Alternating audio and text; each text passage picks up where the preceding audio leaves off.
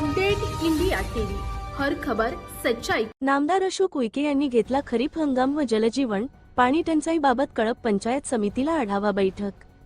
कळंब महाराष्ट्र राज्याचे आदिवासी विकास मंत्री डॉक्टर अशोक उईके यांची आज 7 मे रोजी सकाळी 11 वाजता जलजीवन मिशन व पाणी टंचाई संदर्भात कळंब पंचायत समिती सभागृहात आढावा बैठक आयोजित केली।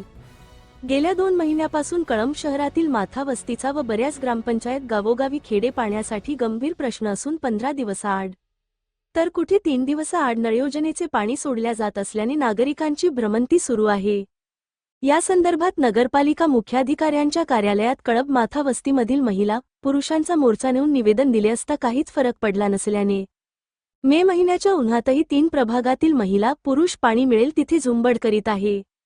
तालुक्यातील बहुतांश ग्रामपंचायत पाणी टंचाई समोर जावे लागत असून आढावा बैठकीच्या अनुषंगाने सर्वच शासकीय अधिकाऱ्यांना ताकीद देण्यात आले व बरेच ग्रामपंचायतमध्ये जलजीवन मिशनचे हर घर जल मोहीम राबविण्यात येत असून काही ग्रामपंचायत टाकीचे बांधकाम करण्यात आले, परंतु पाण्याचा एक थेंब मिळेना अशी परिस्थिती आहे। कुठे ठेकेदार व सरपंच यांच्या मनमानीने चांगले असलेल्या सिमेंट रोड फोडून पाईपलाईन टाकण्यात संधी साधली असून अद्याप गावकरी यांना पाण्यासाठी पायपीट करावी लागत आहे।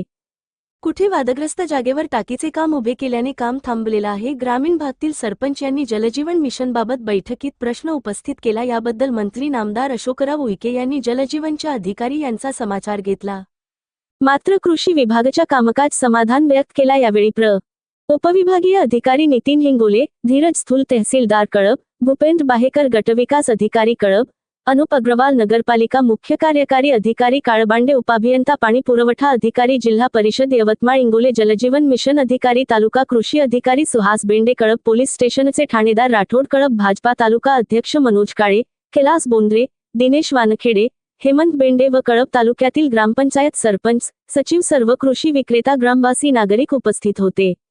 कळंब तालुका प्रतिनिधी वीरेंद्र चव्हाण।